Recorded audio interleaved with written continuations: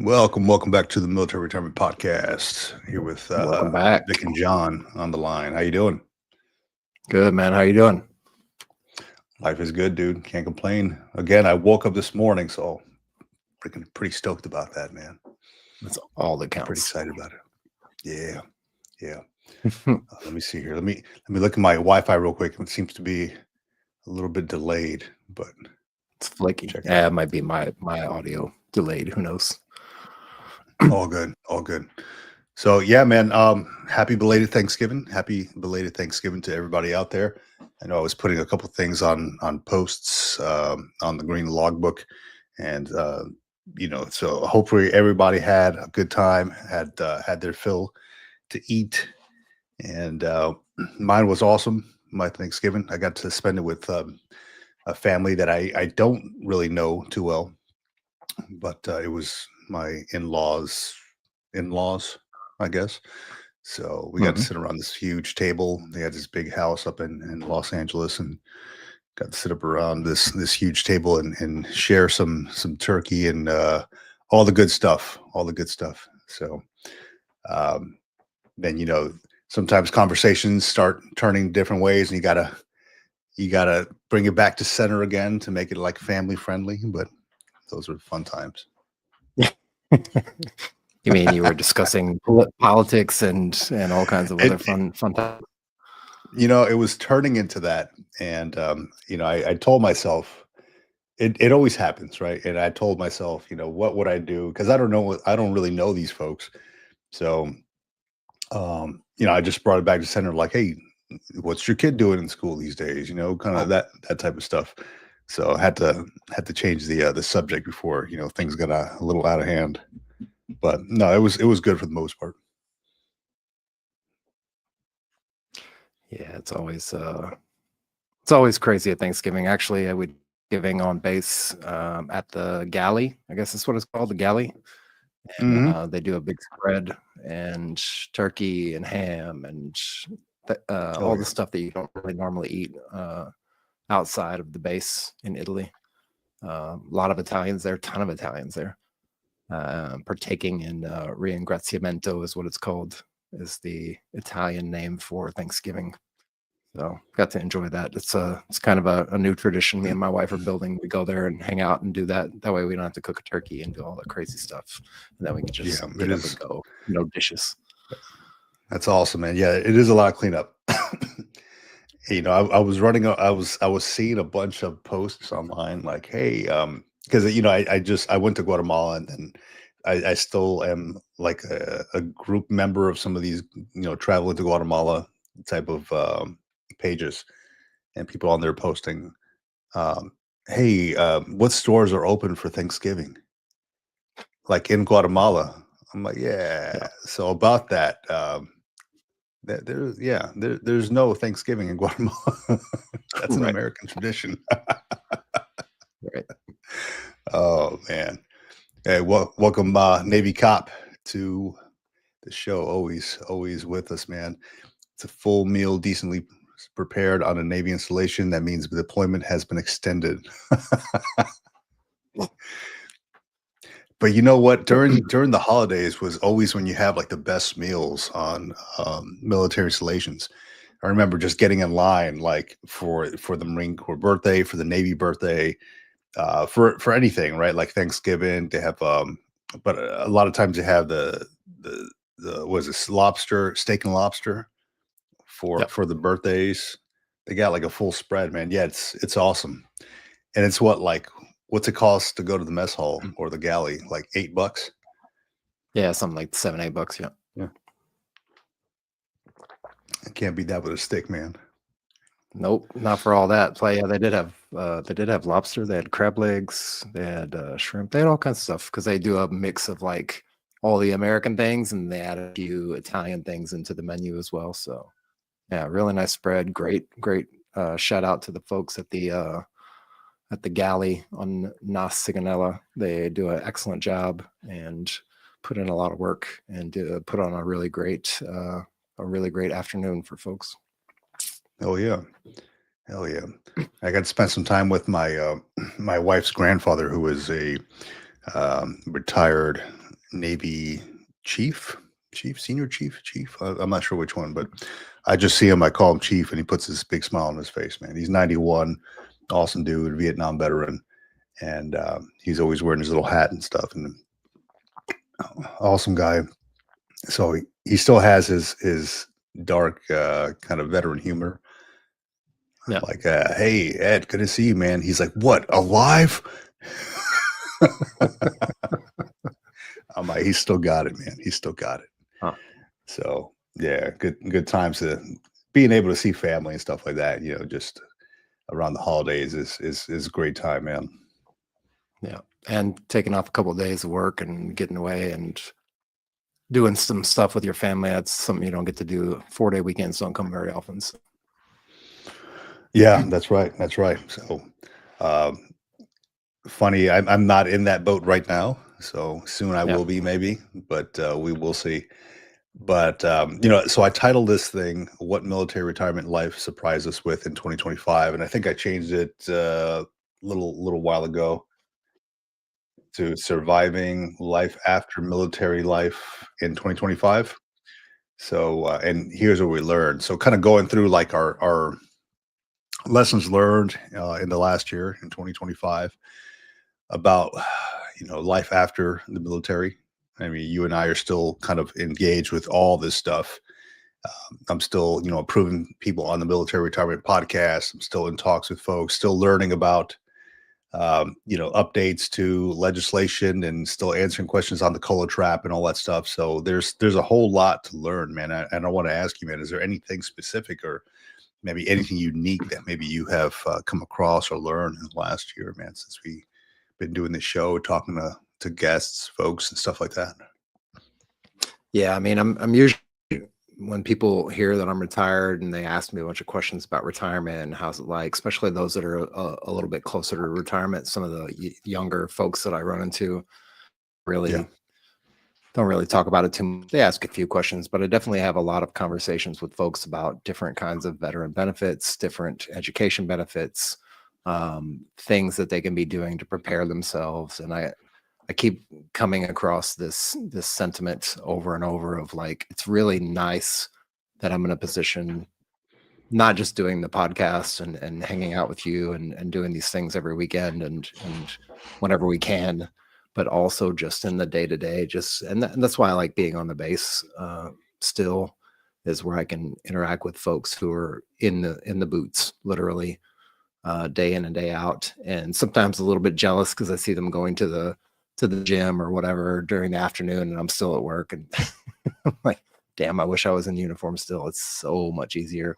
But that's just being able to convey that to folks and really sit down, and it's very humbling, and it also allows me to get a better perspective of life outside of the military versus life in uniform, in the military, and the day-to-day struggles. It allows me to really just be humble, and it's also allowed me to really be able to zoom in and help folks out, no matter who they are. If they come up to me or we talk or whatever, even if it's not about military retirement, even if it's not about getting out or whatever, just the stories and sharing stories with folks and talking with folks. And that's really why it makes this much more relevant, because we get to do that on a weekly basis, at least. Just meeting so many people, sharing so much information, and then also gathering all that information, gathering all those resources and putting it all together and kind of create like a box of things that somebody could use in the future, when they need to reach back and get some of those resources so that they can succeed in what they want to do. That's excellent, man. Yeah, and that also reminds me, potentially having to organize the playlists a little bit so that way it's easily accessible for folks, both on the military retirement podcast and especially on the green logbook. Because when I upload a video, I just click like 3 different playlists and hey, that's it, it's done. But I really got to organize that stuff, man. But yeah, I love that, dude. It's it really is about the stories and the connections, man. That's one big thing I learned that you mentioned there. It's not always about like the retirement thing. People really want to know about, hey, what was your time like in uniform? What did you do? So I recently connected with at this dinner at my Thanksgiving dinner with this kid who and you're welcome Navy in the future here because I switched this kid's mind from Air Force to Navy. Uh, this high school kid, he's like, yeah, I'm thinking about joining the Air Force. I want to do this. No. I'm like, have you ever thought about the Navy? I don't like I pick up on people's personalities Yeah. and I'm like, maybe he's not a good fit for the Marine Corps because you got to be a certain type of crazy to be in the Marine Corps, right? Like you got to be like, oh, just barking at walls and stuff like that.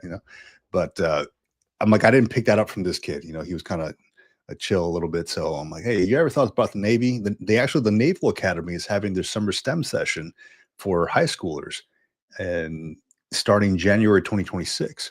And they lowered their. I was telling his dad, right, because dad was there. He was all interested too. I'm like, they lowered their price, So to attend this thing, usually it's like $700. Lowered it to 450. You go out there for a week to Annapolis, Maryland. Beautiful area, by the way, and you get to partake in STEM courses, and the admiral talks to you and you go to these classes, Travis Manion Foundation comes out there and talks to you, all these classes for about a week. And I was trying to sell it to him. I was like, hey, look, dad, you can also go out there yourself with your wife and hang out in Annapolis. That's what me and my wife did. So Yeah. beautiful location. And immediately he's like, huh, that sounds good. That sounds really good. And the dad's like, hey, so how do we get him into this thing, And he's like, he's really engaged with it. And I'm like, man, I'm glad I could help, dude. Like I told him about the Richard Nixon Library, how they do like the info sessions up there at Yorba Linda, California. So they're like, yeah, they were all for it. The guy's like, give me your email, give me your phone number, man. I got it, man. So you're welcome, future Navy. I'm sending you somebody that's worth it. So no, it was good to connect, man, because this kid had a lot of questions about it. He was asking a lot of questions about the Marine Corps, about the Navy, about my time with surface warfare, and it really kind of perked his ears up a little bit because he didn't know what he wanted to do. He just knew that he wanted to join the Air Force because he's been on, some Air Force base for an air show at some point. They talked to Uh, some Air Force colonel, and he's like, that's the only thing he really knew. And I'm like, yeah. well, I'm probably fresh off the Marine Corps thing here, and I can talk to you a little bit about it and the Navy thing, right? So glad to make those connections and to kind of steer people the right way. It's a big reason why I wanted to get into like the schooling thing, and they do educational counseling, so I can have a piece of that of guiding folks the right way, like young folks the right way. Not necessarily towards the military always. You got to read the personalities, but Yep. I do feel like the military does give you a huge amount of discipline and leadership traits. Even after you leave the military, you can use those things at any job. That's really sought after. Yeah, and I also one other thing that I really enjoy, and it takes a little bit of time, like this morning specifically, and I'm actually gonna pop it up on the screen here in a second. But this morning I was, doing my morning routine, doing my reading, and then a thing popped up from the Army Reddit. They do posts on X, and so whenever they post on X, I see what they're posting and usually respond if it's relevant or something like that, or comment or whatever. I've been doing a lot of commenting lately on those, a lot of commenting Yeah, on the VA specific social media posts because I'm trying to get the word out there more than anything else. But also, if I can help people along the way, and just being able to take the experience that we have, like not just the military, but just life experience that we've accumulated over the last 20, 25 years or whatever it is, sure. and being able to apply that in specific instances and taking the time out of your day to do that. I'm sure you do a ton of that as well because you do a ton of posting Yeah, online and you interact with a bunch of posts. And it's not just like, hey, come check out our videos and blah, blah, blah. It's more like, hey, I do have something relevant to say to what you're talking about. And I just want to kind of chime in and throw in my 2 bits about it. But I just want to bring this up on stage, and it's not trying to be like a downer or put anybody in a bad mood, but it definitely relates to what we've been talking about for the last few weeks as well yeah. about Put it up there, reaching out man. to folks. getting in contact with folks, doing buddy checks, checking in on people and seeing if they're okay. And when something like this pops up, it'll catch your eye, and it'll give you a little bit of a shudder. So this popped up on my X feed, and this is of course the Reddit feed for our army, and Yep. this guy, there's no names. Reddit is beautiful like that. It keeps things anonymous, except for our Reddit, which is clearly marked and labeled. so people know exactly Everybody who's knows who I posting. am. Yeah. So people knows exactly who's posting whenever the military retirement podcast is posting. But I'll just read this real quick. It says, I'm a 26-year-old specialist, been in for 4 years in the Army, currently undergoing a really nasty divorce. If this post lands somewhere, I'm really drunk. I have 2 daughters. My ex is taken from me, and haven't seen them since July. I've been on 3rd floor twice since. I just don't think I can handle not having my girls. It just completely shuts me down. 3rd floor, I'm interpreting that as 3rd floor of the building. It could be potentially 3rd floor of the medical center. I don't know. I think it's 3rd floor of the medical center. It's the Hopefully. rehab. Yeah. Hopefully. I don't really have a support system from my leadership at Fort Hood. I've been breaking down, having repeated FTR after FTR, failure to report. Probably a good old Article 15 heading my way. Cheers to that. I just got back from my 4th NTC rotation, which is the National Training Center out in California, Southern California, out in the desert. My ex hit me with a no contact order months ago, so I haven't been able to even call my girls. Both of their birthdays were during that NTC rotation, and I only got to talk to my oldest for like 20 minutes, maybe. For my 2-year-old, she didn't let me call to say happy birthday. I'm completely falling apart right now, and I just need help. This particular kind of post, and I know you don't see it on regular social media channels. On Reddit, you see things like this a lot because people are a lot more honest and a lot more forthcoming with what they're talking about. Anonymous. But yeah, these kind of posts are the kind of things that I really would ask anybody who's listening, anybody in the audience who's watching, if you come across something like this, even if it doesn't like, you don't know if it hits home on the other end, if you respond to it. But I took the liberty of responding to it, and I luckily have this kind of experience in my back pocket where I've gone through a similar situation where I've been in a bad divorce, where I was basically crash landing after the divorce, had a serious anxiety attack, had some problems, had to figure it out. I had a semi good support system around me, but it wasn't nothing spectacular. It wasn't like my leadership was reaching out and helping me out along the way. Of course, being an old school Army person, I don't always ask for help either. But I wanted to just respond to this post, and hopefully this guy or girl, it doesn't really say, hears this, and I'm assuming it's a guy because it says wife, and I don't want to make assumptions. But anyway, I just wanted to reach back out to that and just respond to it. And I wrote a really big response to it, basically saying, look, you're not alone. There's people out there who have dealt with this kind of thing before. If your leadership is not being your support system, you have other ways of finding people, and you don't need a support system necessarily, because a support means kind of a crutch. You necessarily need more of somebody who can keep you accountable.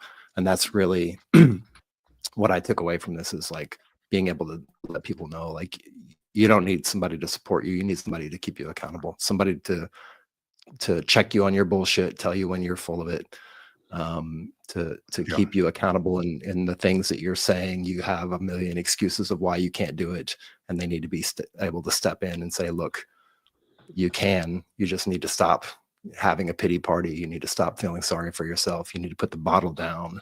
You need to do something instructive. I think at the very end of the post that I wrote, I said something like, just imagine if your children were actually in your custody and you had them there with you, and how would you act in that situation if that was the case?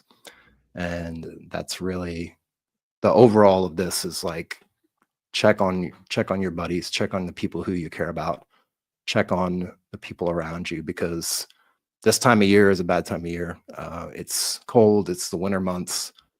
People are a little bit more reclusive and kind of shelter themselves inside of their homes and get Right, into right. situations where they don't have a lot of contact with people. It's like a mini COVID over the winter months.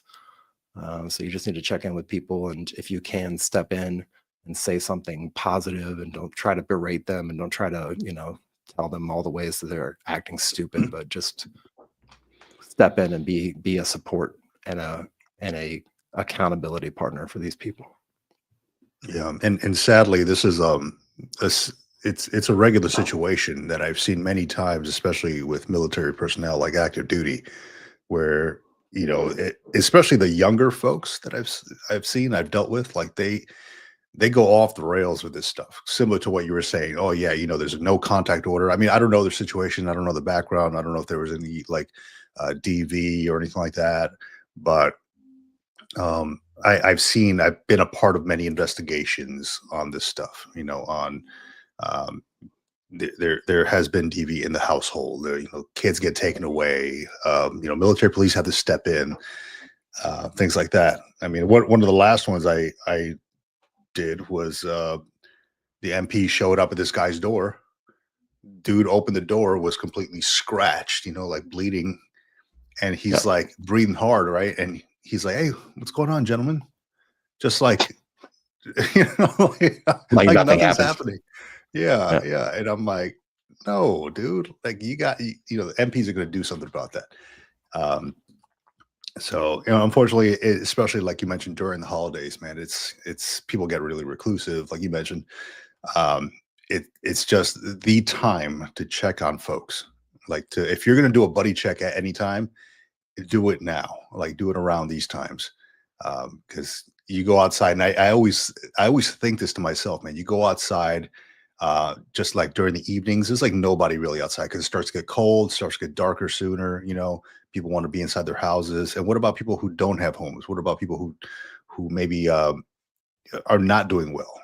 Have to sleep on somebody's couch because they got kicked out, or maybe there's a issue with their family. That hits them hard.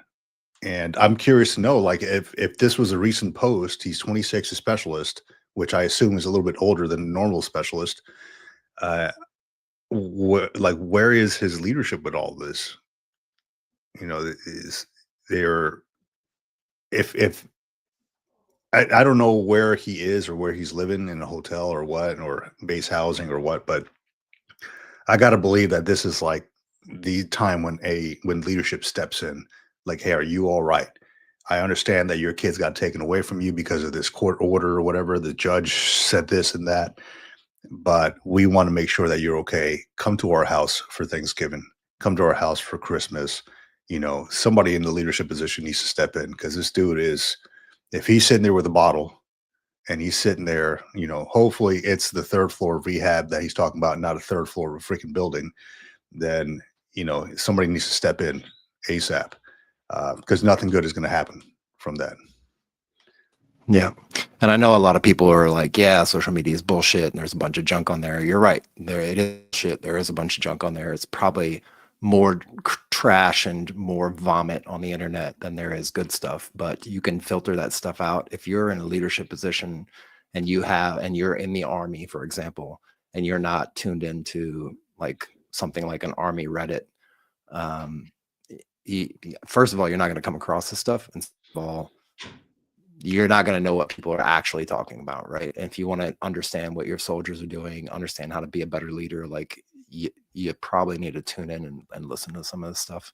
That Oh, would be my absolutely. advice for anybody from 2025 moving on. Like, just come back to leadership. Like, I know a lot of things are changing. The military is changing. The government's changing. Things are going on. The economy's crazy, but you still control how you lead people.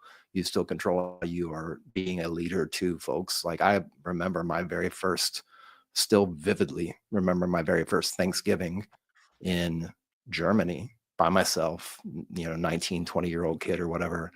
Yeah. And I remember my first line leader, who was at E5 at the time, I think E5, E6, Hmm. came up to our barracks on the weekend on a Saturday morning, I guess it was, and they literally like dragged us out of our rooms, all of us from the team, and brought us into the day Yeah. room, and they set up a Thanksgiving spread, and we all sat in there, us and them and their wives and kids and their families, and we all sat in there and had Thanksgiving together. And they didn't have to do that on a weekend. I'm saying that's it's part and parcel to the job and part and parcel to leadership, and that's what we, as Vic and John, Hmm. continue to try to do every day. We're spending our time. Yes, we're making videos. Yes, we're trying to publish things. Yes, we're trying to make things happen and grow channels and do all this stuff with social media. But at the same time, we're also one-on-one individually, like interfacing with people and talking to people and having conversations. And we're in a very privileged position because we have the distance away from the military uniform where we can actually sit and talk rationally with people and not have any kind of stuff in the background that interferes with that conversation, such as evals and all that stuff that goes along with being a leader. I'm glad I don't have to do that, Trish. Yeah. Yeah. Yeah, man. No, one of my favorite things to do, man, to be honest, because I live so close to a military base, and I go there very often, and I know I've been on duty, just building duty, just whatever, battalion duty, whatever, on Christmas, on Thanksgiving. I've gotten those crap duties before, so I know how much they suck. So what I would do, what I have done, and I will do this year again. Um, just go around. I wrap a couple little gifts, and my gifts are nothing extravagant. They're literally undercover clips, those little things that I made. But I put them Yeah. in a little box, a little bow and stuff like that. And I go around and I give them to these building duties. I still have access to the base. I can just wander around the base if I want to, right? And I just walk up to the duty hut. The dude stands up and I mess with him. I'm like, hey, you're not going to report your post or what? And he's like, oh, I'm like, hey, at ease. I'm just messing with you, man. He's like shitting his pants. He's like, what do I do? This guy has a beard. I don't know if he's active duty. Who the hell is this guy? But I give him, I was like, hey, just Merry Christmas or Happy Thanksgiving, whatever. And I usually give him a little box, with that gift and some cookies or something. So, because around that time, I assume that they've done their semi-annual weigh-ins, so he's free to eat cookies if he wants to. So Gluten-free sugar cookies. Yeah, gluten-free. There's zero sugar in this. It's going to taste like shit, but you will eat it, and I will watch you eat it right now. No, so it's fun to do that, man. Because if you've ever had like the crap duties, man, like building duties, battalion duties, 24-hour duties and stuff like that, where you're just tired at the end. Normally these young folks, they give them like a day off after, or half a day off or whatever. It sucks because then maybe they're the ones that were like, hey, you're not going anywhere for Christmas. You're gonna sit there and do the duty. You're gonna take it, or sometimes they buy or they sell that, right? People are like, hey, I'll sell you my duty day for like $100. I got duty on Christmas, man. I'll pay you $100 to take it, whatever, and folks will take it. So I'll normally stop by and just give them a little something, man. It's like just a nice gesture, something that I wish somebody would do for me. If I was in that situation. And it just makes the duty less crappy, really. Yep. Yeah. Yeah. It makes life a lot easier. A lot It easier. does, man. And yeah, it's just giving back, being a good leader and carrying that leadership forward like that. If you can take anything with you from the military besides your 214, like I would carry the leadership and evolve it into leadership that can actually help people and not be like knife handing people trying to bark out orders. You have time to calm down a little bit once you retire or once you get out of the military. It's really nice. Yeah. It's time to sheath the knife hand now. So I will say, man, John, I recently sat down. I got a LinkedIn message from this gentleman, and I've shared it on the live stream before, but it was just last week, and it wasn't anything extravagant. It wasn't anything like, hey, look, I got something to sell you or anything like that. Message from this gentleman who I've seen before at different events. Like there's job fairs, there's like VFW events around the area, and I've seen him around. And he messaged me. He's like, "Hey, we have the same circles, the same networks. I've seen you around. Just want to reach out to you and have some coffee and small talk if you're up to it." And I'm like, yeah, that's fine with me. He's Navy retired, retired Chief Warrant Officer 5, 27 years, and he lives not too far away from me, so we met up for coffee last week.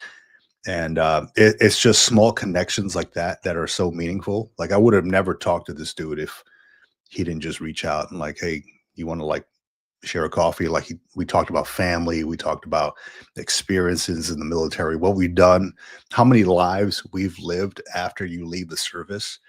Like I wanted to get in, I wanted to follow the money, and then after a while, it's like it's not about the money, it's about what I really want to do. So um, it's just so many lives and so many careers lived after the service, and it was just so good, like a breath of fresh air, just to sit down with somebody who's not like, hey, I want you to buy into this, or I need your support with this, your money support with this, as we see a lot on LinkedIn, right? So it was good to kind of sit down with somebody and just talk over coffee, and just have a good time, have share stories and like have talk about our connections and things like that. How potentially he can help me and I can help him with different things, and different points of view and all that. Now this gentleman works for a nonprofit for a neuroscience nonprofit, and specifically they're helping out right now a group of Navy SEALs who are undergoing a lot of who have a lot of depression, PTSD. So they're helping those folks out through this, I guess, new technology. It's new to me. I've not heard of it before. They do a brain scan and then they do like some kind of magnetic. They put like a magnetic helmet on them or something, and then it alleviates migraines and pressure and apparently depression, because these people say that they feel great afterwards. So for quite some time. So he invited me. He's like, "Hey, we'll have to do this again sometime." And I told him, "Hey, why don't I come down your way, closer to you, and we'll have some coffee." He's like, "How about you come by and get your brain scanned?" I'm like, "What?" I'm like, "That's a hell of a freaking offer, man." But I might take you up on that. Get my brain scanned, see what the hell's going on in my this crazy ass brain of mine.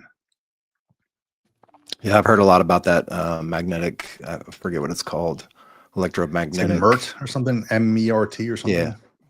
yeah. So they do it for a lot of things: PTSD, I think, traumatic brain injuries, and Yeah, things like chronic untreatable depression, things like that. Like it's really, and I've right. heard a lot of really good things about it. Read a few articles about it. Yep, Yeah. should try it out.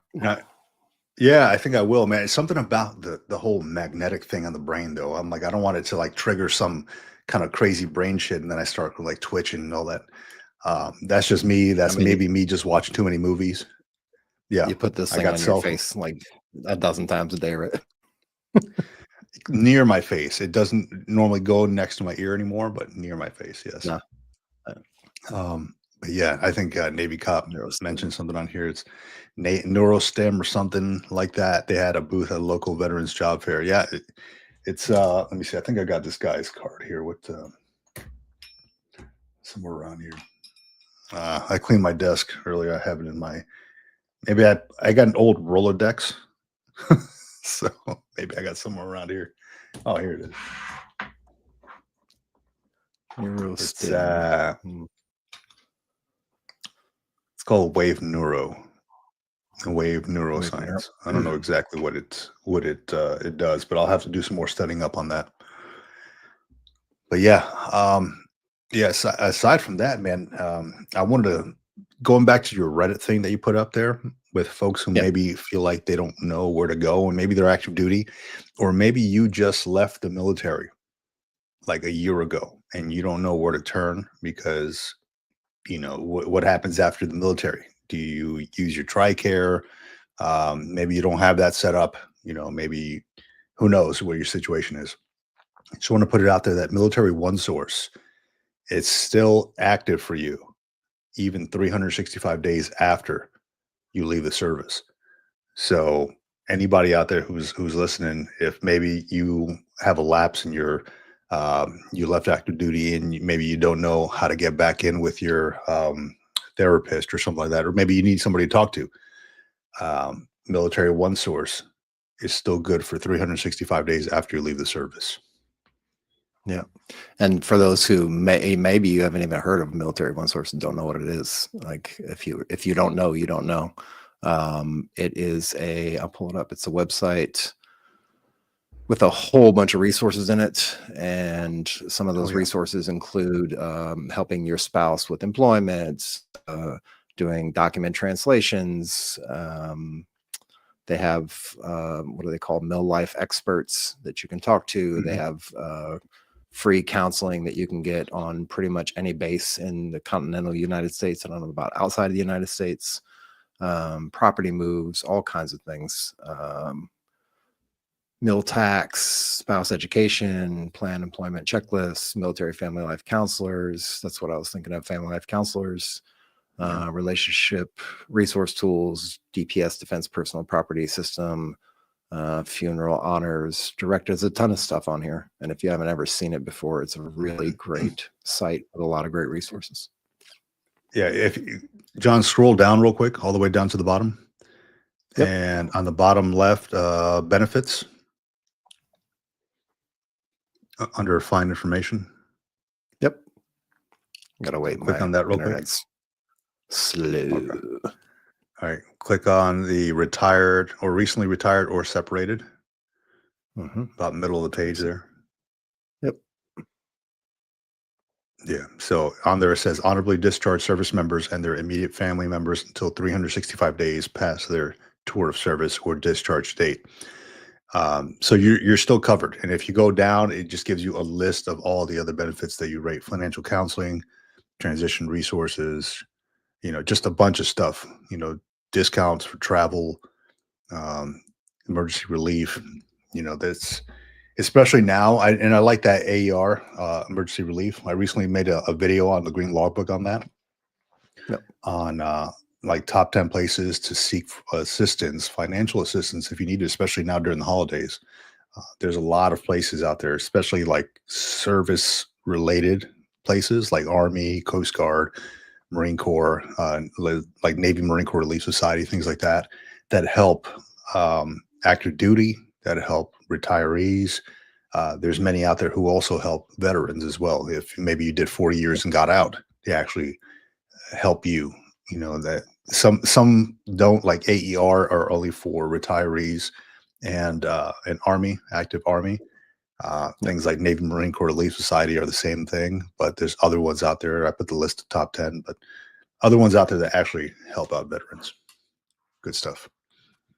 Yeah, tons and tons and tons of good research. I've used one source many times over my time in the military, as well as coming off of active duty the first year as well. Yeah, and it's out there for us if we need it. So definitely use it. Yeah, there's a whole lot going on, man. A lot of updates, a lot of things moving around. There's been at least I've seen a lot of talk of potential changes to like VA disability stuff, which I don't know where that's going to go. I'm just tracking little things here and there. There's tons of information out there, tons of videos. Some of them are like kind of scare tactics, like, hey, this is what could happen. It's not what has happened, right? Unless there's a bill signed or something, or it's been passed, it's not a thing. So and those bills that we've been following have not been passed yet either. Just to let everybody know, I track them. They send me email updates all the time, and nothing's happening with those. Yeah, not yet. So I know a big one I'm tracking is the Forward Act with the TSP. That'd be nice. Folks that have 100% VA disability or are retired can contribute to the TSP once that passes. So I love the TSP. I learned a lot about it when I was in, and even as a federal employee, I started contributing to a different civilian account. But since I left federal service now, and thanks to I can't remember who mentioned it to me. They sent me an email on this whole TSP thing. Or not the TSP, the federal employment thing. They mentioned that if I'm not going to be retiring from federal employment and I left service early, which I did because of the whole Doge drawdown, then I rate to get that federal insurance money back. So I calculate about five to $6,000 back in federal insurance that I contribute to from my paychecks. So just understand that if you were ever a federal employee and then maybe you contributed to the insurance, the FEGLI, I think it is, and and you left service and you're not going to retire from federal service, hey, get your. They should have sent you some paperwork when you left. Get on that and get your money back. Yeah, for those tracking it, I've seen a lot of emails and a lot of news reports on it. I've also seen a lot of news reports on the what is it, the $2,000 stipend that the government's supposed to be cutting checks for a bunch of people out there who are potentially retirees and people who are on Social Security, I believe, and maybe a few other categories. But I haven't actually seen or heard anybody getting any kind of payment checks, but I saw a lot of Dude, news flashes on there. dude, these are nice to haves. I'm not betting on this stuff, man. Until I actually see it hit my account, it's all just Yeah. freaking stories, dude. Yeah. Just like I was, excuse me, I was just watching a video this morning, right before we got on here. Somebody had mentioned, oh, the government's giving us no income tax. We don't have to file income tax if if you make under $120,000 or less. I'm like, yeah, that's not a thing. I can't find a bill No. on that. Please show me that. And damn it, stop. These folks just love spreading shit. Just and excuse my language. I didn't mean to come off like that, but they love spreading this stuff, man. It's like just because somebody mentions it online and they just go with it, dude. There's no bill on it. I couldn't find it myself. So come April, please file your taxes. Yeah, for real. Don't not file that. I mean, you can. It's not legal advice, right? Right. I mean, hey, do whatever you want, right? I'm not a tax attorney. I'm not a CPA or whatever, but do whatever you want. I will be filing my taxes. Mario, good to have you, man. Mario. Good morning. Mario's a good dude, man. Army retired as well. We connected a lot about from burn pit stuff. Connected. He's originally from Guatemala as well, so we were connecting on that. Being that I just went out there and he's from there, and then just good dude all around. He jumps on the live streams every so often. So yeah, I saw him on there last time. I just missed him. I had to jump out before he hopped on, I think. Don't jump out, John, man. It's good conversations, man. Yeah, I know. I had to cook dinner, man.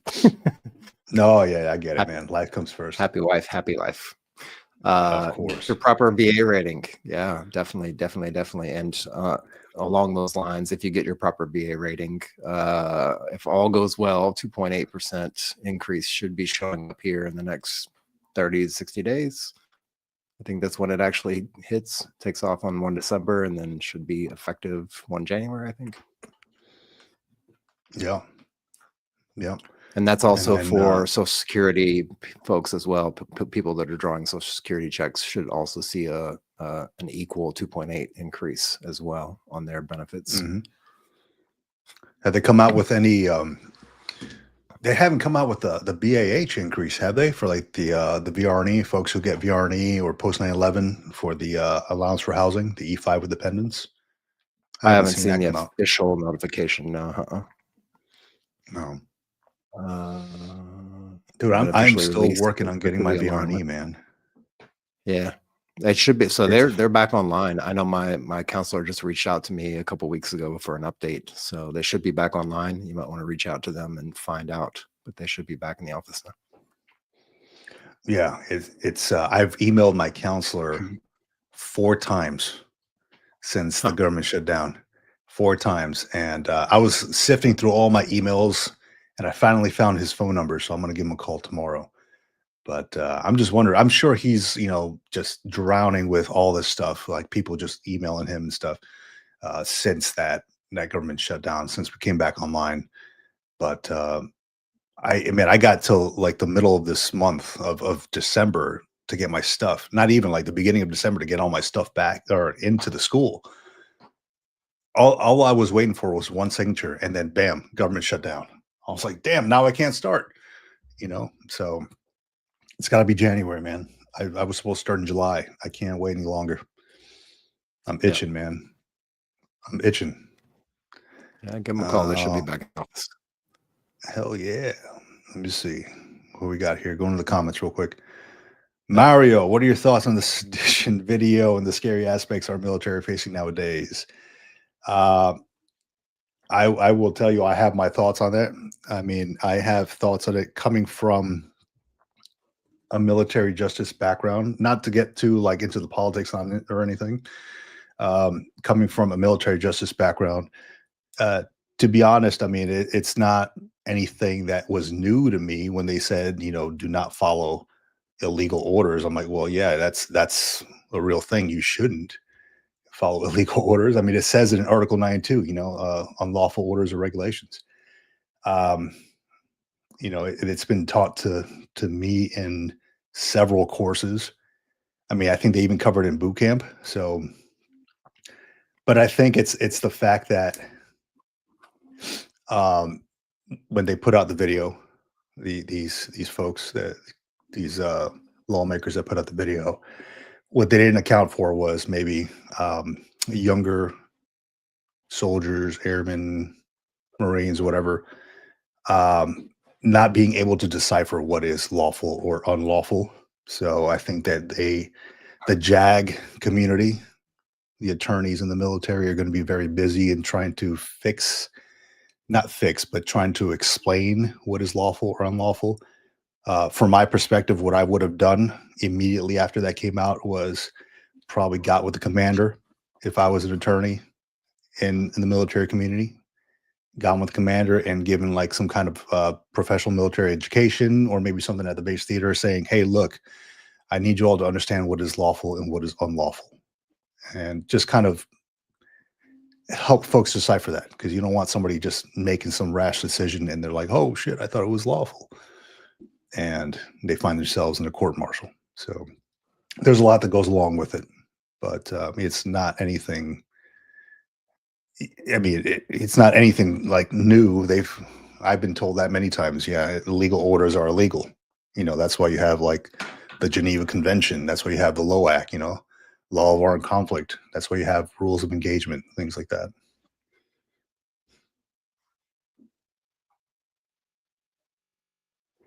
Let me see what we got here. Navy cop, the base is correct. The method it was put out was reckless coming from senior. Yeah, they should have. I feel like maybe they didn't go through their public affairs officer first before they they put that out You there. think? That's the feeling, dude. It's when I first saw it, I was like, "Where's PAO? PAO allowed this?" Yeah, Insanity. I'm curious. And Mario, what are your thoughts on it, man? I'm curious. Yeah. So what else have you learned in 2025 after doing a whole bunch of this, a whole bunch of interviewing, a whole bunch of mingling and interacting with other veterans and other retirees? I have learned, man, that the world is moving fast. Since I left service in December of 2023, the world is moving super fast. The AI has been moving at the speed of light, uh, and it's really kind of taken over a lot of what the military is doing. Like the military is incorporating this stuff now into their systems, right? Whereas when I was getting out, it was just like they were just talking about it. Now here, 2 years later, they're incorporating this stuff into their systems. So it is the wave of the future, man. We just have to learn how to work with it. So, folks like we had Kamo on the podcast who teaches AI, and I know Navy Cop is working with him a lot with taking his courses and all that. Um, he's got some good information on there, and you can't get left behind. I figured I need to learn this stuff if I want to be effective as a podcaster or a YouTuber or a leader of any sort, mentor. I need to get with the times. So definitely I can't get left behind. Shit, what else have I learned? I learned connections are very useful. I learned that it's not all about money. When I first left the service, I was chasing the dollar. I wanted the highest payout I could, and I did, and that meant a stressful life. So after I kind of found my groove a little bit, because I did stress out a lot as I was leaving the service, and I'm like, I just didn't know how I was going to feed my family and keep things afloat. And then come to find out, like things were actually okay. They weren't that bad. Um, but now it's kind of like I'm level. I'm at a level area where I can look back and say, now I can do what I want to do, not what I have to do. It doesn't have to pay me 150,000 or whatever. I'm okay with something less. I'm okay with taking a pay cut if I need to, and just kind of doing what I want with. So I found that going outside is huge for me. I can't be in these four walls all the time. After I left service, I was really like huddled in my office, in my room a lot, because I just didn't want to go out, because I figured, like, what else is there out there? I'm good here. And I found that was like one of the worst things I could have done for myself. So getting out of this office, doing something else. And really connections, man. And going back to connections, that's what it's all about. Ever since we started doing this podcast, especially like having all the guests on there, and just the amount of resources these folks talk about, the connections were incredible, incredible. Like folks like Mario here, or Navy Cop, folks that jump on the live streams, that want to talk, that want to get their stories out there. That's incredible to me. It's like I unless I was sitting at a VFW somewhere, at a bar potentially, I don't know, I probably wouldn't do that. But since we have platforms like this, it gives me the I guess the platform to do it.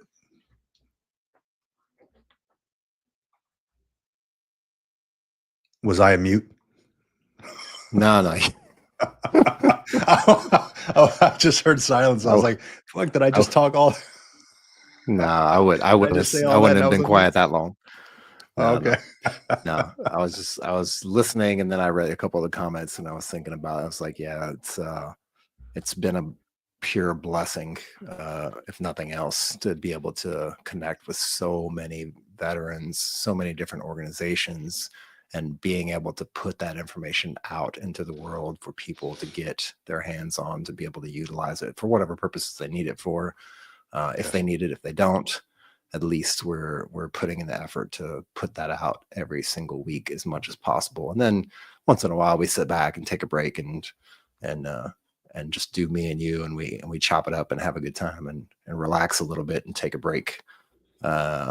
Because having guests is its own kind of situation. Yeah. A good situation, not a situation. But yeah, just being able to unwind a little bit at the end of all of it, and continue moving forward. Like I'm happy to see December coming up. I'm happy to see. Matter of fact, maybe we should put it out there. I don't know if everybody knows or everybody's tracking, and hopefully we can get the post up sooner than later for next week's show. I've seen a ton of comments, made a ton of comments, saw a bunch of posts about when the right time to get out of the military is. We both took really similar decisions when getting out. I think you got out in November. I got out in like November as well, right? October, yeah, November. And you got out in November as well. Yeah. Yeah. November So we 30th basically was got my out day. the same Yep. time. But a ton of people have been asking about it, and a ton of people are going back and forth and what makes the best sense and when to get out and all that stuff. And luckily we've reached out and we've got the author of the Cola Trap, the 80-page document. I need to reread it again, but he'll be coming His name on Colonel. next week, next Sunday. Oh, right on. There you go. So I it'll can't. I be, cannot recall his name. I know. I made a whole video on this guy. yeah, Douglas Fowler. Fowler. That's the name. Fowler. He will be That's on, going to be exciting. like, to dig So into that. this dude did all the calculations and all that stuff for the cola trap. I mean, he authored this whole thing, something that I didn't even know existed. And honestly, I was like, I didn't really care after I found out. I was like, look, I just know that once I hit this milestone, I'm not sticking around for like 5 more months to get a better, whatever retirement or something like that. It's just, like a few bucks here and there. But it's such a big conversation online when I look through like the Facebook pages, like, oh my God, am I gonna, am I making the wrong decision? I'm like, no, you're not. It's a couple bucks. And are you really gonna miss that? Is that worth whatever your mental health, if anything, right? For Yep. me, it was always the goal was 20 years and out, and I joke about it that I failed at that because I did 20 years in a month. So I'm a failure apparently. But yeah, 20 years was always the goal. And I didn't want to deviate from that. And during this Thanksgiving dinner, there was the parents, that kid that I was talking about, that I talked into the Naval Academy, or at least shifting his gears from the Air Force to the Navy. His older brother was in the Navy and got out after 10 years. And what a kick in his own ass that was. He's like, I should have stayed in. Right. He's like, and that was like 10 years ago. He's like, I should have stayed in. I would have been retired by now. I'm like, well, Yeah. yeah, that's a thing, so, but we all, like they say, hindsight is 2020. We all don't know what we are getting into, until after the fact. So let me see these comments here real quick. Yeah, I've met so many people who got out like 10 years, 5 years, 10 years, 15 years, who just, when I talk to them, they're like, man, I really, really, really wish I would have just stuck it out and just retired and got my retirement check. Dude, there's a lot of people like that, man. A lot of Yeah, folks. tons. Once I hit that 10-year mark, I was like, man, might as well just keep going. I'm still Lock it in. working on, at that point, because I was doing my school little by little, my bachelor's degree little by little, going when I can. And the school, thankfully, is very, very flexible when it came to that. So at that point, I was still working on my schooling, still wanted to do something else. I had, it was funny. I had just gotten orders around that time to go recruiting. And that same week, I got uh, my approval, I guess. My name came up on the list for warrant officer. And so my boss is like, so what do you want to do? You want to go recruiting, or you want to be a warrant officer? I was like, yeah, forget this trash. I'm going the O side or the W side. Right? You think it's a different kind of stress, right? Different kind of stress. But I got hit up for recruiting around that time. But I really wanted to do MSG. If I can go back and do it again, I really wanted to do a Marine security guard, go to the embassies and all that stuff. I met a lot of good folks when I went out to like Florence, Italy. I met some folks over at the embassy out there. I just knew them. They were out in town, and I just saw some high and tights walking around. I'm like, I know that's a Marine. So I just, I saw them in line. I was like, hey, Devil Dog. And they kind of turned around. I was like, yeah, I got this guy. So we just went to talking a little bit, and they just told me how much they love MSG. And, you get your place to live, you get somebody to cook for you if you want, and then you get a driver and this and that. So it was cool. It was cool. It's just, I didn't get a chance to do it when I applied for it. We had too many people out on B billets, they told me, and I'm like, hey, well, I guess right now is not the time. And then I got hit up for warrant officer. I'm like, well, not I got hit up, I got selected for warrant officer, right? It wasn't like a bad thing. But yeah, thankfully that my career went the way I wanted it to. With the exception of that MSG thing. That's the only thing I wish I would have done. But yeah, I mean, I can always go visit an embassy. Yeah, always. Yeah. They're everywhere. Except for that one in, where is it at? I think it's in, I forget where it was at, where they put out some kind of alert for it. I just saw it. Tanzania. Don't go to that one. Tanzania. Oh yeah, I heard about that. Yeah, there's things going on there. You don't want to go to that embassy. Yeah. Yeah. So John, man, I want to get into this, and I don't know if we're ready for this topic yet, but I thought maybe we just start like putting out ideas out there, and maybe folks on the comments can help us out with this. What does a 2026 podcast YouTube channel look like for us? What would you Yeah, like I it to mean, look like? I would love, from a numbers perspective, I would love it for it to reach the point where the channel is able to be monetized, that we have enough viewership where we're having a regular conversation with, tens of dozens of people at one given time. Would like to have some bigger names come on the podcast, of course, but I'm also cool with talking to your average everyday Matt Sergeant or W3 or W4 or Lieutenant Colonel or whoever, because I really like those conversations. They're really down to earth, and Mhm. you, in my experience anyway, it's those folks don't just come on just because they have to come on. Like, they either say yes or they say hard no, hard pass, for whatever reasons, right? They don't want to be on the internet. They don't want to, for whatever reasons they have, that they don't want to come online.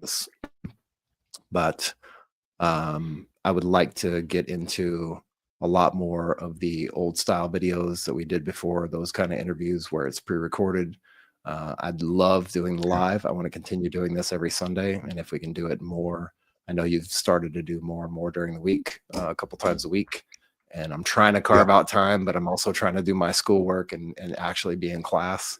I think I got finals this week, so yeah, but that's what I would love to do. Is, if you're watching out there, if you're listening out there, and you know anybody else who could benefit from some of this information, and look, we're all over the map with it. We interview retirees for their journeys. We interview folks who are doing nonprofits. We bring on profitable organizations that are helping veterans. It's all basically veteran centric. But if you know anybody out there who can use this information, who would benefit from this information, who would like to have something a little bit different in their earbuds when they're taking a run or doing some exercise work or cleaning up around the house or doing some gardening, we get more and more people telling us, like, yeah, this is what I've been listening to as I've been doing my ruck marches and my hikes and what I've been doing while I'm washing the car is listening to you guys and your podcast. Yeah. And they're really getting something out of it. So that just tells me that we're at least hitting the right spot with the podcast as far as the conversations, how we do things. But yeah, I would really like to get it to grow a little bit more. I'm also not hyped about growing really, really fast, because I don't want a bunch of bots in the comments or anything like that. And PS, by the way, if you see anybody in the comments acting crazy and Navy cop doesn't already his emergency blinkers not go off, go ahead and just shout him out, or tag the message or whatever, and we'll get that stuff out of there. But that's what I really want to do, is just build this community and get it to the point where it's fostering itself. It's self-policing. People are suggesting other people to come on, sharing the information with other people so it gets out to a broader audience. I would like to get to the point where we can get somebody like, the defense secretary or the secretary of the VA or somebody on the show that we can interview and talk to them about this kind of stuff. But I really want to Mhm. keep it at the level of talking to veterans directly, folks who have had military experience, who have been through a retirement, been through a med board, who have been in civilian world for a little bit, who understand and can kind of give some guidance to those who maybe are just getting ready to get out of the military, because I feel like that's where we can do the most work and the most help. Absolutely. Absolutely, man. I'm glad you brought all that up, man, because definitely have some plans for 2026. Looking forward to again, like guests and stuff like that. Like you mentioned, like I reached out to after reading a post on his Substack. I reached out to Dakota Meyer. He made a post on kind of revamping VA disability and providing folks with advice, providing them with a GI Bill or VA disability, giving them like a lifetime stipend after serving for 4 years, 8 years. It just goes up the more years that you serve. I think he mentioned somewhere like $200 a month if you serve 4 years. Just kind of to alleviate any kind of fraud or anything like that. So a lot of folks had a lot of a lot of input on that. Um, so I just wanted to get his perspective on where he came from, things like that. So that would be cool if we can get him on the podcast. Excuse me. And just like other names, other folks, nonprofits, things like that, folks who are doing things for the community. Like this past month, connected with Burn Pits 360. Unfortunately, a Marine veteran passed away the day before the Marine Corps birthday, but Burn Pits 360 had stepped in to provide medication and care while they were trying to do all the administrative stuff on the back end with getting him actually medically retired from the cancers that came from the burn pits that he was exposed to. That whole admin crap it was delaying the process. So Burn Pits 360 definitely stepped in and did some great things there. Kind of kept the gentleman alive for long enough that his kids could come by and spend some extra time with him. So unfortunately, that happened the day before the Marine Corps birthday. But thankful that there are organizations out there like Burn Pits 360. Got a chance to talk to a gentleman who's making the documentary called Firewatch on burn pits. So Joel Gonzalez, you can see that on the Green Logbook as well. So it's all about burn pits. It's all about the exposures. It's all about this gentleman. I think you got him up on the screen there, John, in the background. Army captain who was fired from his position because of his ailments caused by burn pit exposure. And so he actually went back and sued the organization. He won that because they fired him when they shouldn't have. And I'm thankful that we got the chance to talk to folks like that, to nonprofits like that are helping out, and more to come on that in 2026. And I think going to the comments here, Mario puts up something here. He mentioned that he would like to see add another panelist. Although I enjoy watching you guys, but having a special guest panelist would be a good different perspective is always good. Yeah, absolutely. And that's exactly what we're trying to do, Mario. I think that Mario's trying to get in here somehow. He's like, have me on there. No, it's always fun to have. Yeah. Always fun to have somebody on here. So definitely, if folks out there who have not liked and subscribed to the channel, please take a second to do so. It really helps us out. It really helps out getting the channel in front of, or the channels in front of other folks, other veterans on their homepage. The more people that watch, the more people that like and subscribe, the more chance we have to be on people's front page, so they can be part of this community as well. Yeah, and I think I'm going to keep going with this whole live stream twice a week on the Green Logbook as well. John, I mean, you're always welcome to jump on, man. I text you every so often when I'm going on, but it's always like we're working with different time zones. So, yeah, I text you and you're like, dude, I'm in class or I'm working. And I'm like, shit, man, but it's all good. We'll get it done. I'm going to start streaming and if you're cool with it, I'm going to start streaming to all these, military retirement podcasts, the Green Logbook and all that stuff, totally to cool. ensure that all the veterans out there get some good information. Like I mentioned, I'm on this legislation, congress.gov, and I'm always reading up on new stuff. And a lot of folks are like, I had no idea that existed. I'm like, well, I'm glad I was able to get it out there for the masses. I don't mind doing the research. It's actually fun for me to do this trash. So not this trash, but this stuff. Let me see. Navy cop here. Sean Ryan show aspirations. His growth has been insane. Big names are good. Unknowns are just as solid for the real life stories and feeling like they were seen just as much. Yeah, absolutely. What I've been wanting to do, John, is do a little bit of traveling with this, going out and just being on the ground, like boots on the ground with meeting with folks, meeting with other veterans, going out to like their farms or ranch or whatever, just sitting down with them and just having like one-on-one conversations with these folks. Yep. I have a friend of mine who has he's been texting me. He's like, "Hey, when are you going to make it out here? When are you going to make it out here?" Right. So he owns Dublet's Wood Emporium. Yeah, he's a good dude, man. I know Doublet. He does some awesome stuff. If you ever go to Dublet's Wood Emporium, he does some awesome stuff with going away gifts as well. So definitely check him out. This gentleman I know, he purchased Chesty Puller's home in Virginia.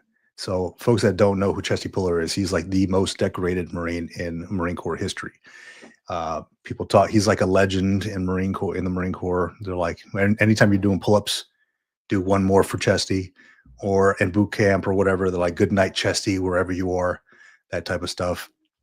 So he purchased Chesty Puller's home. He's like, hey, dude, come by, come visit. They always do events here. Detachments come in and do runs and Marine Corps birthdays and stuff like that, because he turned it into a museum. It's called pullerhouse.com. And I'm like, yeah, but it's like in kind of rural Virginia. Like there's no hotels and stuff. He's like, dude, just come. You'll sleep at Chesty's house. I'm like, what? That's awesome. So definitely looking to do more boots on the ground type stuff. Take my little cameras and make some use of them. Purchased a few cameras, so I gotta get some footage. So more to come on that in 2026. And maybe I'll just come and surprise folks that are in the chat. Hey, while you're watching the show, I'll just show up to your house. And I see you watching the Green Law Book and Military Retirement Podcast. What do you got to say? You want to sit down and talk? Yep. That'd be pretty cool. That'd sweet. Yeah. Weird. I would not do that, by the way. I would totally do that. Like that. I would totally do that shit.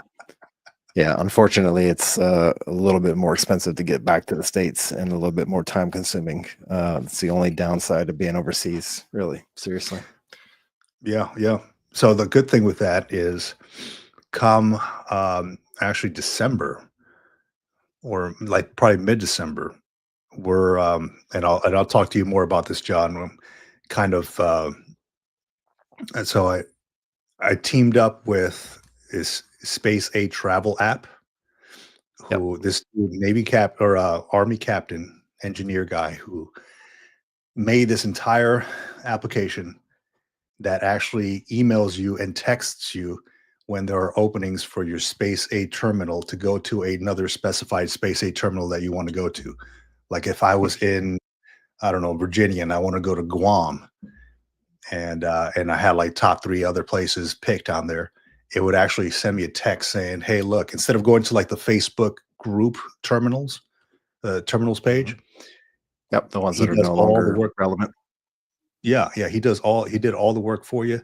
And you fill the form out on his website, and it'll actually submit it to the terminal. So that way, like directly to the terminal. So teamed up with this dude.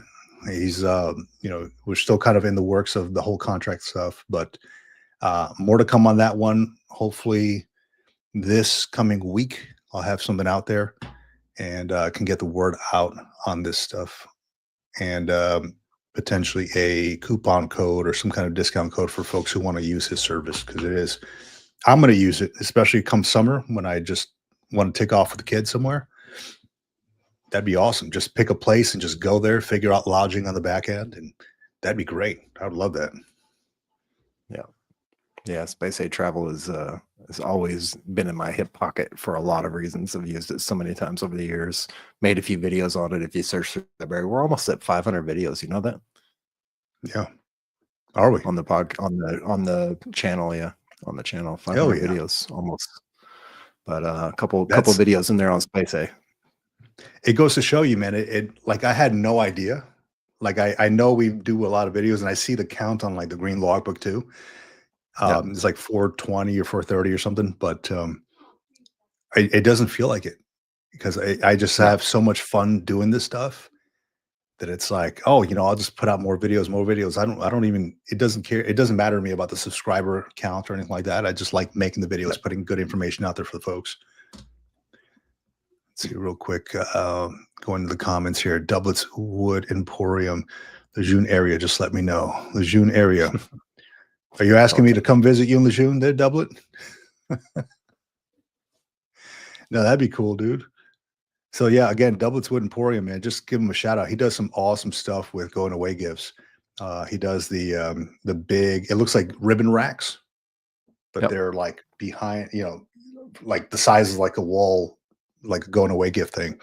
It's awesome. Awesome. So yeah, I might have to make it out to Lejeune again. I had a place out there off of Western Boulevard years ago, and then sold that place when I was going to Hawaii. So yeah, good memories out there in Lejeune and going to Wilmington and all that stuff.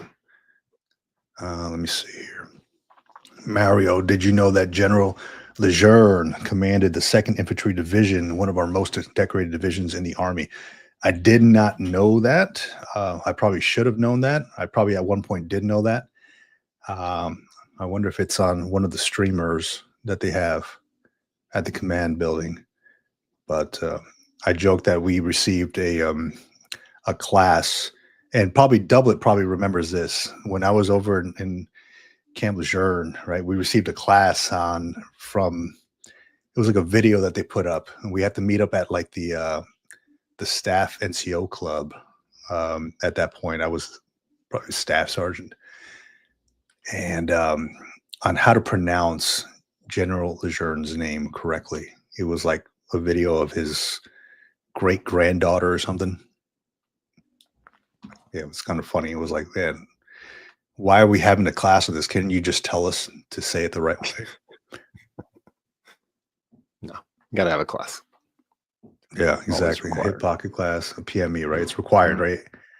I was all right because it, kind of got us out of work a little bit, but it's like it was a slow day too. So I'm like, they're taking my stuff.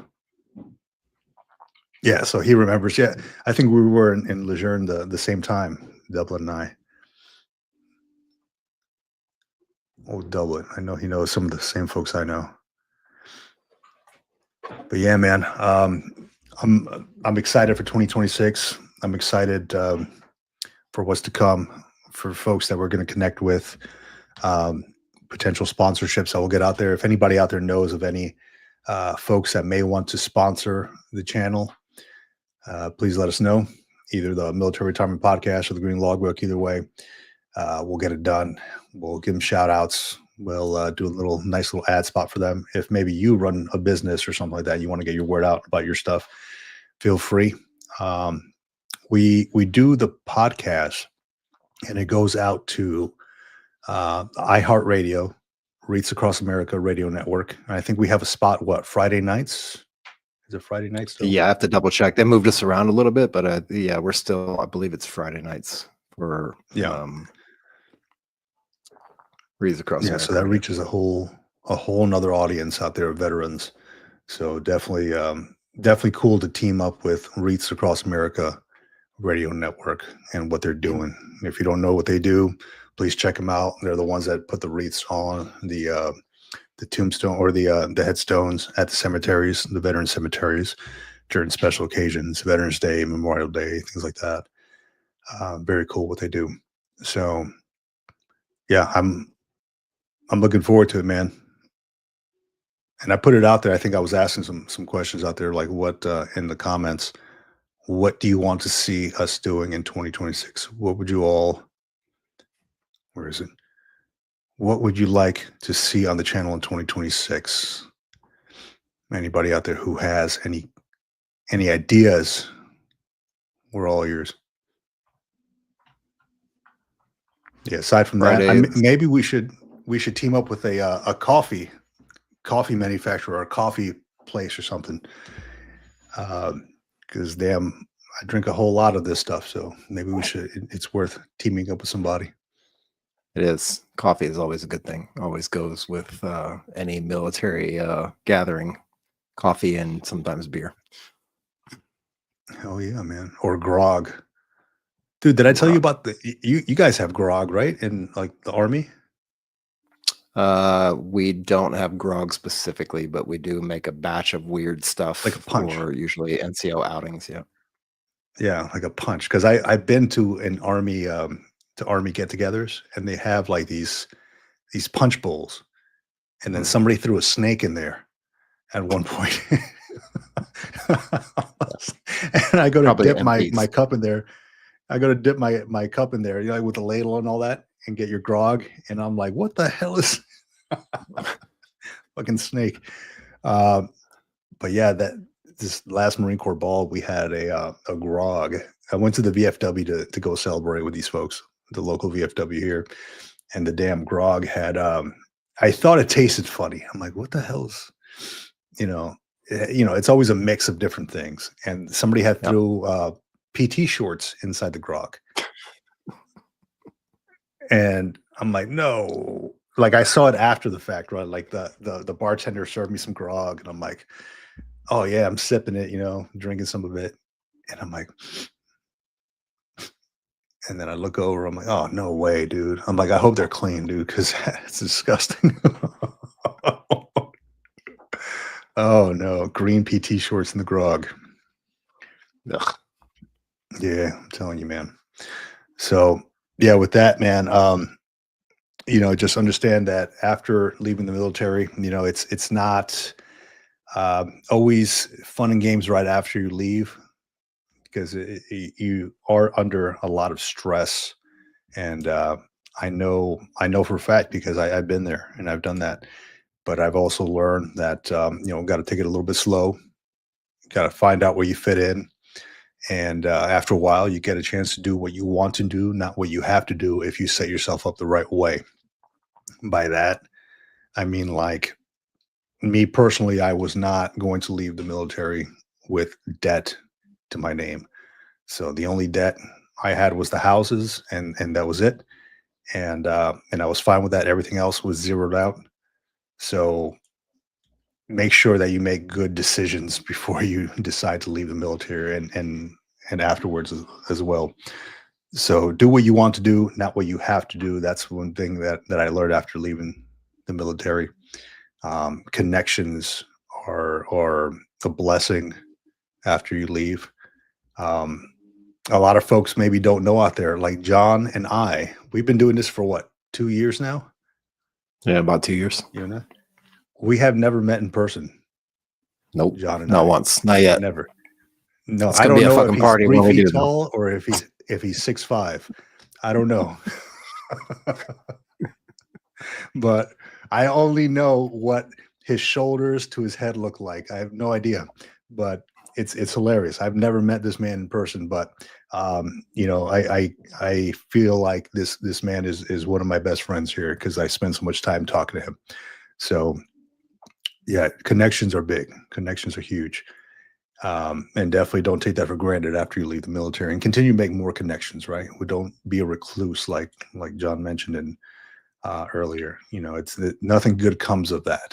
Get out of these four walls, go outside, experience nature. And if you're not in a good place in life, you have the ability to make that change. Yep. You have the ability to make that change. I've met many folks who are not in a good place, and they, I, you know, I hate to say it, but they play the victim card. And I'm like, Yep. you don't have to be a victim of your circumstances. You have the ability to get up and make a change. Let's just work backwards. Where do you want to be? And how do we get to that area, to that place? And that kind of opens their eyes a little bit. And by no means like a counselor or a therapist or anything like that. I'm just like, I just hate dealing with stuff that I cannot control. I like to be in control of my life. So just a couple things from my perspective. Yeah. Don't look for a support system. Look for an accountability partner. Look for an accountability system. Don't worry about people supporting you. Support comes and goes. It's like the weather. Accountability is an everyday thing, and it should be so uncomfortable that you almost don't want it around you. And that's when you know it's working correctly.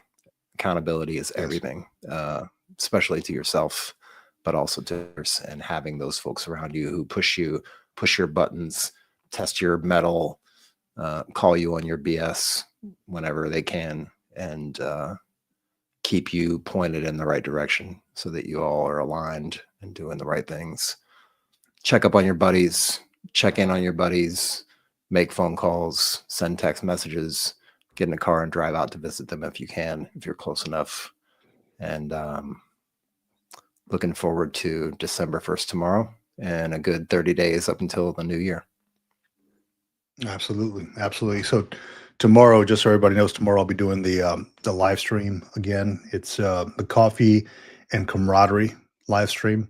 So bring your coffee, bring your conversation questions. I know we've had folks on there like Mario has been on there, and Navy Cop's been on there several times. Just a good group of folks coming together, to build some camaraderie. Maybe you miss your time in the military. Maybe you miss connecting with veterans. This is kind of a way that I was starting to create a table of sorts with folks who just converse over some coffee and just listen in whenever they can. So it's fun. It's fun for me to do that. And if you want to join in on that, it goes Mondays and Wednesdays at 9:30 a.m. Pacific time. And that's what, 12:30, 9, 10, 11, 12. I'm still using my fingers. 12:30 Eastern time. And gosh, we've had somewhere upwards of like 20 folks at a time just kind of jumping in on the comments. And it's a growing community. It really is. So I'm still trying to get the times right. For right now, it is 9:30 Pacific time, 9:30 a.m. But I'm trying to get the times right to where folks maybe are at work. And I've gotten a lot of folks to say they cannot call in because they're at work or they got something going on. So maybe in the future I'll shift those times. But for right now, Mondays and Wednesdays, 9:30 a.m. Pacific Standard Time, we'll do the coffee and camaraderie. And I just love doing that. I love doing it. And it goes for like 3 hours sometimes, and by the time it ends, my eyes are like bleeding from staring at the screen, but it's so fun. It's a good bleeding from the eyes. Bleeding tears of joy. Fun blood, fun blood. The best kind of blood. Oh man. No, but it's all good. I'm trying to figure out how I can do something with this camera. So I'm actually sitting back here. This is my reading couch. So I'm sitting back there and just sitting on the couch versus sitting on this chair. So, you want me to send you a zoom lens, man? I got a couple. No, I mean, I can. Here, let me see what I can do with this one, man. I can zoom into this thing, but I don't want to. Yeah, I might be able to do something. I just have to put the mic over there somehow. Too much changing stuff around. I don't know. If I can, the less movement, the better. So yeah, great conversation, man. I think, yeah, man. Yeah, I feel like I need this every Sunday. I really do. I feel like I need to connect and just talk to folks because connections are big, dude. Stories are big. Communication is huge. Once you leave the uniform, life is not over after you leave the uniform. There is life after the uniform. So it's big. Set it up for a good life. That way you'll be more comfortable once you get out. And then you can help others behind you get out. Absolutely. So with that, I think we're good till tomorrow's live stream for coffee and camaraderie. Bring your coffee mugs. Come with conversation, talking about what you did for Thanksgiving or what you got going on for Christmas, et cetera, if you celebrate that, or Hanukkah, or whatever you got going on. So come equipped with some stuff, and I will do the same. So with that, John, I think we're good here.